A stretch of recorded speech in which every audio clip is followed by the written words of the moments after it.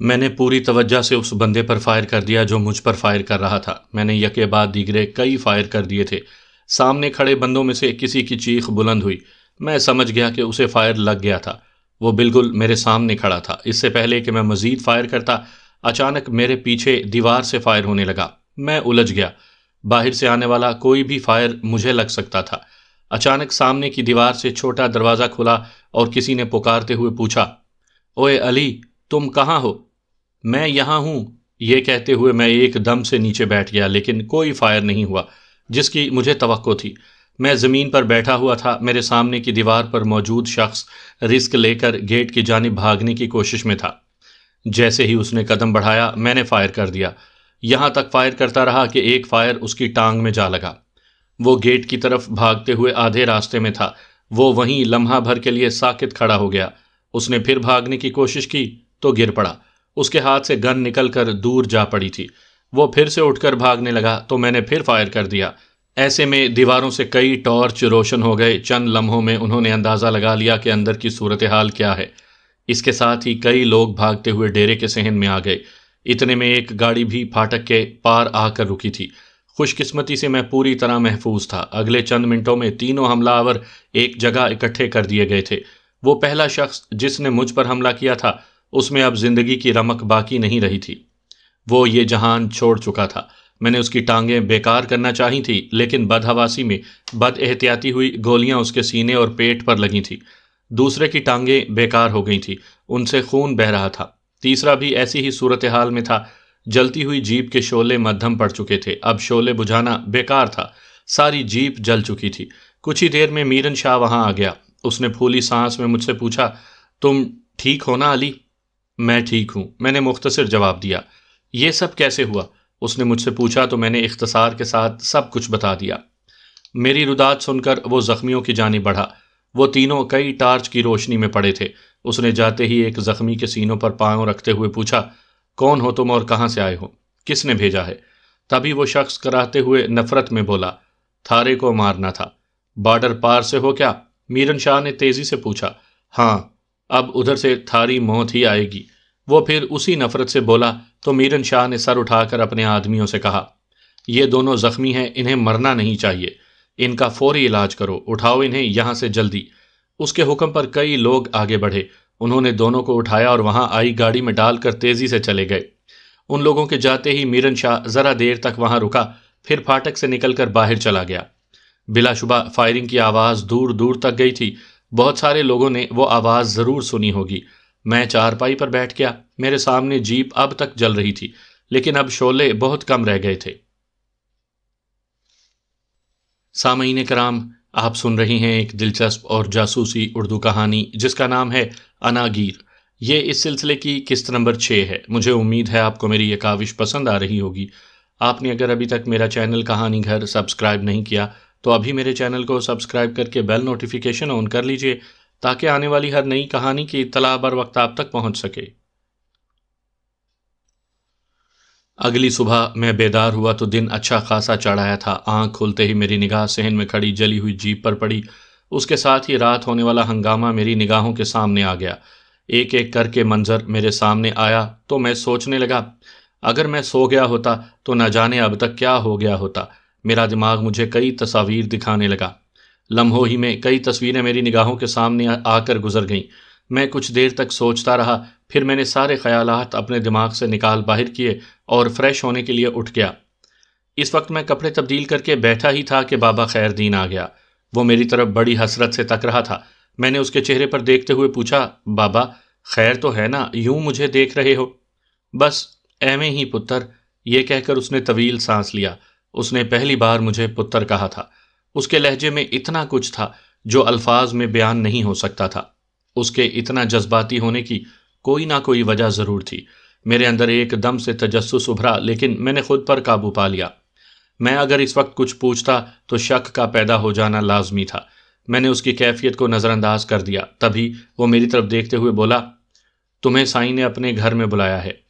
مجھے؟ گھر؟ کیوں؟ میں نے حیرت سے پوچھا۔ مجھے تو صرف اتنا کہا کہ تمہیں گھر بلا لاؤں۔ بابا خیر دین نے دھیمے سے کہا اور واپس پلٹ کر کمرے سے نکلتا چلا گیا۔ میں نے سوچا تو تھا کہ ایک دن ایسا ہو جائے گا، لیکن اتنی جلدی ایسا ہو جائے گا یہ امید نہیں تھی۔ میں مسکرا دیا۔ میں کمرے سے باہر آیا تو بابا خیردین میرے انتظار میں ہی کھڑا تھا۔ مجھے آتا ہوا دیکھ کر وہ بھی چل پڑا۔ میں اس کے پیچھے پیچھے ہو لیا۔ رہائش گاہ والی دیوار کے چھوٹے دروازے سے پہلے بابا خیردین گزرا اور اس کے بعد میں نے پار کیا۔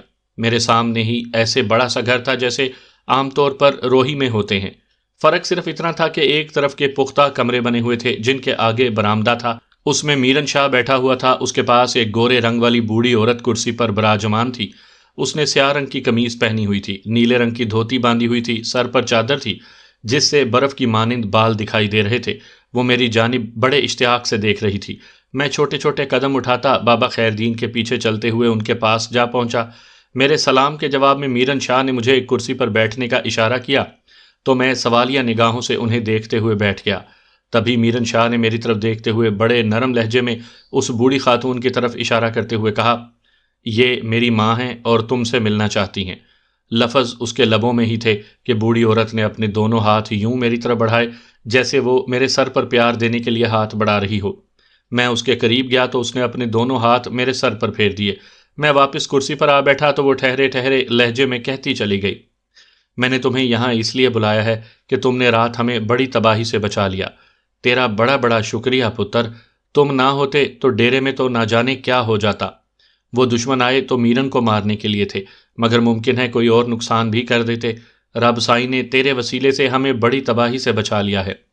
وہ خاموش ہوئی تو میرن شاہ نے دھیمے لہجے میں مجھ سے کہا، تیری جیپ کا نقصان ہوا، وہ میں تجھے نئی جیپ لے دوں گا۔ وہ میری جیپ نہیں، سرکاری تھی، اب محکمے کو بتانا پڑے گا۔ میں نے جان بوجھ کر ایسا کہا تھا۔ میں جانتا تھا کہ میری بات وہ فوراً سمجھ جائے گا، اس لیے وہ میری بات کاٹتے ہوئے بولا، ہم اس پر پھر بات کرتے ہیں۔ وہ سمجھ گیا تھا، اسی لیے مجھے بات کرنے سے روک دیا تھا۔ اسی دوران اماں نے پوچھا، تم کہاں سے ہو پتر؟ اس سوال پر میرا دل ہمک اٹھا۔ ایک آندھی میرے دماغ میں چلی، میرے اندر شعلے بھڑک اٹھے۔ میرے من کی کیفیات سے مجھے یوں لگا جیسے میں پھٹ جاؤں گا، لیکن اگلے ہی لمحے میں نے خود پر قابو پایا اور بڑے سکون سے بتایا، لاہور سے ہوں، قریب ہی ایک گاؤں ہے۔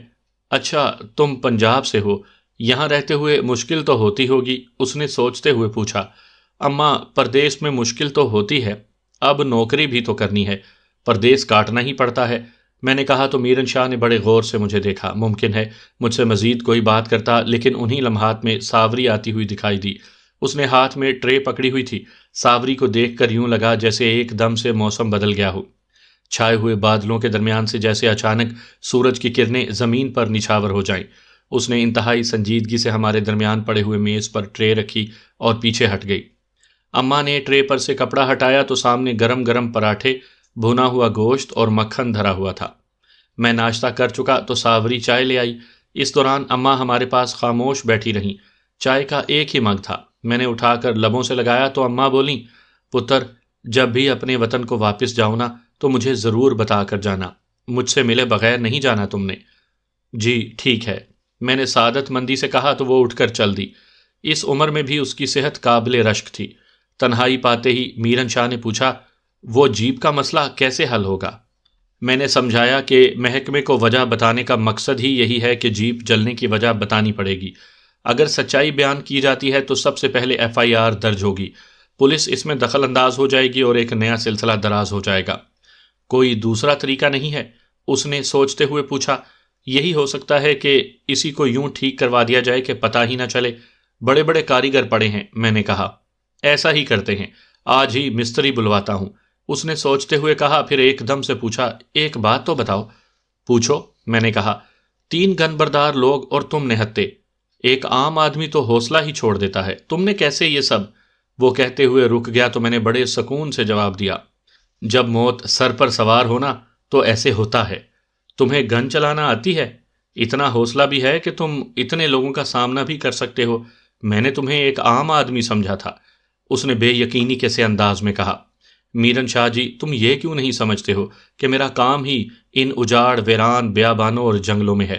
یہ پسٹل گن چلانا سیکھا نہ ہوتا تو ہمیں جانور ہی چیر پاڑ کر کھا جاتے، میں نے مسکراتے ہوئے کہا۔ ہاں یہ تو ہے، اس نے سر ہلاتے ہوئے کہا، پھر پوچھا، کوئی ہتھیار ہے تمہارے پاس؟ میرا لائسنس والا پسٹل ہے، لیکن وہ ادھر گھر میں پڑا ہوا ہے، یہاں لانے کی میں نے ضرورت محسوس نہیں کی۔ میں نے لاپرواہی سے کہا تو اس نے مسکراتے ہوئے پوچھا، کیوں؟ میں انسانوں کی بستی میں آیا ہوں، میں نے کہا تو وہ سنجیدہ ہو گیا۔ ایسے لمحات میں گھر کے ایک بوڑھے ملازم نے ہمارے قریب آ کر بتایا کہ منشی مہر خان آیا ہے۔ اس کا نام سنتے ہی میرن شاہ کی تیوری پر بل پڑ گئے۔ اس نے اسے بلانے کا اشارہ کیا۔ تھوڑی دیر بعد وہ آ کر بیٹھا ہی تھا کہ اس نے غصے میں منشی سے پوچھا، تم ایک دن کا کہہ کر گئے تھے، آج 4 دن ہو گئے ہیں۔ سائیں، معافی چاہتا ہوں، آپ کو تو پتہ ہے رشتہ داری معاملات بڑے الجھے ہوئے تھے، کوئی بات سرے چڑھ ہی نہیں رہی تھی، اس نے معذرت خواہانہ لہجے میں کہا۔ پھر کوئی مسئلہ طے ہوا کہ ایسے ہی آ گئے ہو؟ میرن شاہ نے پوچھا۔ نہیں سائیں، مسئلہ تو حل ہو گیا تھا۔ یہ کہتے ہوئے اس نے سانس لیا، پھر حیرت بھرے لہجے میں پوچھا، وہ رات؟ اس کہانی کو چھوڑو، ڈیرے پر علی کی جیپ دیکھی ہے کیا تم نے؟ اس نے پوچھا تو اس نے جواب دیا، ہاں سائیں، وہ تو ساری جل گئی ہے، بس اسے ٹرالی میں ڈالو اور شہر لے جاؤ، باقی میں اس مستری کو ساری بات سمجھا دوں گا۔ میرن شاہ نے کہا تو وہ فوراً اٹھ گیا۔ اس کے ساتھ ہی میں نے اٹھتے ہوئے کہا، سائیں اب اجازت دیں۔ ٹھیک ہے، اس نے کہا تو میں اور منشی ڈیرے میں آ گئے۔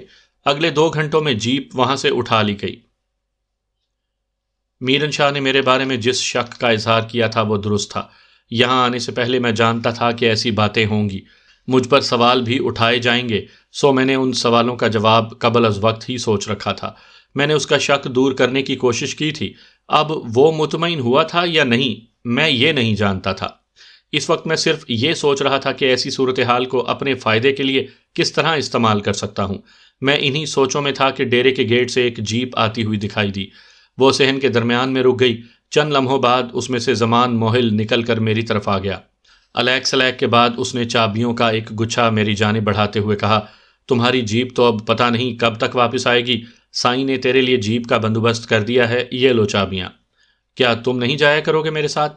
میں نے چابیاں لیتے ہوئے اس سے پوچھا۔ اسی لیے تو آیا ہوں، تیرے ساتھ ہی تو جانا ہے۔ وہ یہ کہتا ہوا چارپائی پر بیٹھ گیا۔ پھر بیٹھو نہیں، چلو نکلتے ہیں، میں نے مسکراتے ہوئے کہا تو وہ اکتائے ہوئے لہجے میں بولا، یار کر لیں گے کام بھی، تم مجھے کوئی سرکاری نہیں پرائیویٹ کمپنی کے ملازم لگتے ہو۔ میں جتنی جلدی کام ختم کروں گا نا اتنی جلدی واپس چلا جاؤں گا، مجھے کام کرنا ہے، میں نے اسے سمجھاتے ہوئے کہا تو وہ ایک دم سے اٹھتے ہوئے بولا، اچھا چل گوپے پر چلتے ہیں، وہاں بیٹھ کر گپ لگاتے ہیں، کام بھی ہوتا رہے گا۔ ہاں، ڈیرے پر رہتے ہوئے میں بھی اکتا گیا ہوں، میں نے اٹھتے ہوئے کہا۔ کچھ ہی دیر بعد ہم ڈیرے سے نکل گئے۔ علاقے سے متعلق باتیں کرتے ہوئے ہم گوپے تک جا پہنچے۔ وہاں کوئی بھی نہیں تھا۔ میں اور زمان باتیں کرتے ہوئے کچھ دیر تک گوپے سے باہر کھڑے رہے، پھر پچھلی جانب چلے گئے۔ عقب میں خاصا نشیب تھا، کوئی فوری طور پر پیچھے سے نہیں آ سکتا تھا، اگر کوئی آنے کی کوشش بھی کرتا تو اسے چڑھنے کے لیے تھوڑا وقت لگتا۔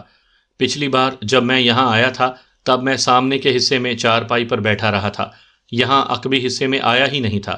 روشن دن کی دھوپ میں پھیلا ہوا صحرا صاف دکھائی دے رہا تھا۔ اس چولستان میں روحی کا صحرا سرسبز تھا، جھاڑیاں، پودے اور درخت کافی تعداد میں پائے جاتے تھے، تھر کی مانند بالکل ویران اور بے آب و گیا نہیں۔ روہی میں کئی جگہیں ایسی بھی ہیں جہاں چراگاہوں کا سا سما ہے، ہرن اور دوسرے چوپائے وہاں چرتے رہتے ہیں۔ اب تو ہرن اتنا نہیں ملتا، لیکن کبھی بہت ہوتا تھا۔ میرے سامنے کا منظر ایسا ہی تھا، دور تک آبادی کا نام و نشان تک نہیں تھا، صحرا میں اپنا ہی ایک خاص سناٹا پھیلا ہوا تھا۔ کتنی ویرانی ہے یار، میرے منہ سے بے ساختہ نکلا۔ کچھ انسان اس ویرانی سے بھی بڑا فائدہ اٹھا رہے ہیں، بلکہ یوں کہہ لو یہی ویرانی ان کے فائدے کا باعث بن رہی ہے۔ زمان نے لاپرواہانہ انداز میں کہا، یہ انسان ہے نا، چاہے تو زمین پر بیٹھ کر تاروں پر کمند ڈال لے یا پھر اسی زمین کا بوجھ بن جائے۔ میں نے سنجیدگی سے کہا، ٹھیک کہا تم نے، یہ انسان بھی بڑی عجیب چیز ہے، نہ سمجھ میں آنے والی مخلوق، چاہے تو انسانیت کو بڑا فائدہ دے دے اور چاہے تو اسی انسانیت کو ختم کرنے کے در پہ ہو جائے۔ زمان نے بھی سنجیدگی سے کہا، مجھے اندازہ تو ہے ان ویرانوں میں کیا کچھ ممکن ہوتا ہے، لیکن ایک بات سمجھ میں نہیں آئی ابھی تک۔ میں نے الجھتے ہوئے کہا، کون سی بات سمجھ میں نہیں آئی تمہاری؟ زمان نے تجسس سے پوچھا۔ پرسوں رات جب ہم یہاں تھے، بارڈر پار سے آئے لوگ یہاں آئے تھے، تم نے بتایا کہ وہ آج ہی واپس چلے جائیں گے، رات بھی 3 حملہ آور ڈیرے پر آ دھمکے۔ کیا بارڈر پار کرنا اتنا ہی آسان ہے، جس کا دل چاہے پار کر کے آ جائے؟ میں نے الجھن بھرے لہجے میں سوال کیا۔ نہیں یار، بارڈر پار کرنا کوئی کھیل نہیں ہے، مہینے 2 مہینے میں جب موقع ملتا ہے تو ادھر ادھر آتے جاتے ہیں یہ لوگ، یہاں آ کر چھوٹی چھوٹی بستیوں میں رہتے ہیں، رات جو لوگ آئے تھے وہ پہلے ہی یہاں پر تھے۔ اس نے بتایا۔ کیا دھندا کرتے ہیں؟ منشیات وغیرہ؟ میں نے پوچھا۔ بہت کچھ ہوتا ہے یہاں پر، منشیات تو بہت چھوٹی سی چیز ہے، اس نے اکتائے ہوئے انداز میں کہا۔ خیر وہ جانے اور ان کا کام، مگر یہ قتل و غارت گری کیوں ہو رہی ہے؟ اصل سوال تو یہی ہے، میں نے پھر پوچھا، تو وہ چند لمحے سوچتا رہا۔ تب میں نے گوپے کی طرف قدم بڑھا دیے۔ وہ میرے ساتھ چلتا ہوا گوپے کے اندر آ گیا۔ اندر کا ماحول کافی خوشگوار تھا، شاید ہوا کی آمد و رفت کے باعث ماحول اچھا تھا۔ علی، جیسا کام ہوتا ہے نا، ویسے ہی فائدہ اور نقصان ہونے کا اندیشہ بھی موجود رہتا ہے۔ میرن شاہ کا مسئلہ صرف یہی نہیں ہے کہ وہ اس دھندے میں ملوث ہے، بلکہ اس علاقے پر اس کی حاکمیت بھی ہے۔ ایک تو اس کے دھندے کی وجہ سے کافی دشمنیاں ہو چکی ہیں، جب تک وہ اس دھندے میں رہے گا یہ دشمنیاں چلتی رہیں گی۔ کبھی یہ ان کے بندے مار دیتے ہیں اور کبھی وہ اس کے بندے قتل کر دیتے ہیں۔ یہ سلسلہ نہ جانے کب سے چل رہا ہے۔ اس نے ٹھہرے ہوئے انداز میں مجھے بتایا تو میں نے کریدتے ہوئے پوچھا، بختاور بھی اسی دھندے میں ملوث ہے؟ نہیں، اس بستی کا کوئی بندہ بھی اس دھندے میں نہیں ہے۔ میں نے تمہیں پہلے بھی بتایا تھا کہ ان سے میرن شاہ کی خاندانی دشمنی چل رہی ہے۔ یہ دشمنی 3 پشتوں سے چلی آ رہی ہے، جس کا داؤ لگتا ہے وہ کسی نہ کسی کا بندہ مار دیتا ہے۔ اس نے افسوس بھرے لہجے میں کہا، چلو یہ تو ایک الگ بات ہے، میں موجودہ حالات کی بات کر رہا ہوں۔ میرن شاہ کہہ رہا ہے کہ اسے پتہ ہی نہیں، اور میں نے کہنا چاہا تو وہ میری بات کاٹتے ہوئے بولا، ہاں یہ الجھن تو ہے۔ کبھی کبھی مجھے بھی لگتا ہے کہ یہ سائیں کے خلاف سازش ہے، اور کبھی کبھی گمان ہوتا ہے کہ میرن شاہ جھوٹ بول رہا ہے، مگر حقیقت یہ ہے کہ بندے قتل ہوئے ہیں، اس نے الجھتے ہوئے کہا۔ پھر تو بارڈر پار والے بندوں کا یہ دعویٰ بھی بالکل درست ہے کہ اس علاقے پر حاکمیت میرن شاہ کی ہے، تو اسے کیوں نہیں معلوم؟ کیا میرن شاہ نے ان قاتلوں کو تلاش نہیں کیا، یا اسے پتہ ہے اور وہ بتا نہیں رہا؟ میں نے سوچتے ہوئے پوچھا۔ اچھا میں تمہیں شروع سے بات بتاتا ہوں، ممکن ہے کوئی نئی بات سامنے آ جائے، اس نے انتہائی سنجیدگی سے کہا تو میں خاموش رہا۔ وہ چند لمحے یوں ہی ساکت سا بیٹھا سوچتا رہا، پھر بولا، تقریباً 2 برس پہلے کی بات ہے۔ میں ان دنوں نیا یونیورسٹی سے یہاں آیا تھا۔ میرا گھر یہاں سے کچھ فاصلے پر موجود ایک بستی میں ہے۔ میرے پاس کرنے کے لیے کچھ نہیں تھا، میں میرن شاہ کے پاس آ گیا۔ نوکری کے لیے؟ میں نے پوچھا۔ نہیں، کوئی باقاعدہ تنخواہ والی بات نہیں، بس کام دھندا تھا جس میں کچھ طے ہو جاتا، اس نے کہا۔ اچھا پھر؟ میں نے ہنکارا دیتے ہوئے کہا۔ میرا کام یہ طے ہوا کہ میں بارڈر پار سے آنے والے لوگوں کو لے کر چند دن اپنے ہاں رکھوں، ان کے کھانے پینے اور رہنے کا بندوبست کروں، اور پھر جب تک حالات سازگار نہ ہو جائیں انہیں اپنے پاس رکھوں۔ حالات سازگار سے مراد یہ ہے کہ انہیں یہاں سے کسی بھی شہر میں چھوڑنا ہوتا تھا، وہ مجھے چھوڑ کر آنا تھا۔ اس کے بعد مجھے ایک بڑی رقم ملنا تھی، میں نے اس کام کی حامی بھر لی۔ چند دن بعد مجھے بتایا گیا کہ بارڈر سے کچھ لوگ لینے ہیں، میں وہاں سے چلا گیا۔ میں نے رات کے اندھیرے میں 3 لوگوں کو لیا، ان میں جوان مرد تھا، ایک ادھیڑ عمر عورت اور ایک بالکل نوجوان لڑکی تھی، بڑی ہلکی عمر کی۔ میں نے انہیں جیپ میں بٹھایا اور اپنے گھر لے کر آ گیا۔ وہ راجستھان کے ایک علاقے سے تعلق رکھتے تھے، ایک جھونپڑا ان کے لیے مختص کر دیا اور وہاں رہنے لگے۔ یہ کہتے ہوئے وہ سانس لینے کے لیے رکا تو میں نے پوچھا، کیا وہ سب ایک ہی خاندان سے تھے؟ نہیں، وہ جوان اور ادھیڑ عمر عورت ماں بیٹا تھے، لڑکی اس جوان کی بیوی تھی جو اس کے ساتھ بھاگ کے آئی تھی۔ اس نوجوان کے ہمارے جیسے لوگوں سے تعلقات تھے، سو اس نے اپنے علاقے میں رہنے کے بجائے وہاں سے بھاگ جانے کو ترجیح دی۔ انہوں نے سمجھا ہوگا کہ یہاں ان کے لیے بہتر ماحول تھا، وہ یہاں آ گئے۔ وہ میرے پاس چند دن رہے۔ تھوڑے دنوں بعد میرن شاہ نے کہا کہ میں انہیں ملتان کے قریب ایک جگہ تک پہنچا دوں۔ اگلی ہی صبح میں نے انہیں اٹھایا اور بتائی گئی جگہ پر پہنچا دیا۔ مجھے اچھی خاصی رقم مل گئی اور میں بھول بھال گیا۔ وہ یہاں غیر قانونی طور پر بس گئے تھے؟ میں نے تصدیق کی۔ ظاہر ہے وہ یہاں غیر قانونی تھے، لیکن چند ماہ بعد مجھے پتہ چلا کہ وہ تینوں ہی قتل ہو گئے تھے، اس نے افسوس بھرے لہجے میں کہا۔ وہ کیسے؟ میں نے تیزی سے پوچھا۔ بارڈر پار سے لڑکی والے آئے تھے، انہوں نے صلح کر کے لڑکی کو واپس لے جانا چاہا، لیکن ان میں کچھ بھی طے نہ ہو سکا۔ یہاں پر جو ضمانتی تھا اس نے یہی فیصلہ کیا کہ جب لڑکی واپس نہیں جانا چاہتی پھر کیوں لے کر جانا چاہتے ہو؟ خیر اس وقت تو وہ لوگ واپس چلے گئے، مگر وہ رہے ادھر ہی۔ 2 دن نہیں گزرے تھے کہ وہ تینوں قتل ہو گئے۔ بارڈر سے پار آئے ہوئے لوگ دوبارہ نہیں ملے۔ اب یہ جو 2 قتل ہوئے تھے، کیا ان کا بھی انہی لوگوں سے کوئی تعلق تھا؟ میں نے پوچھا۔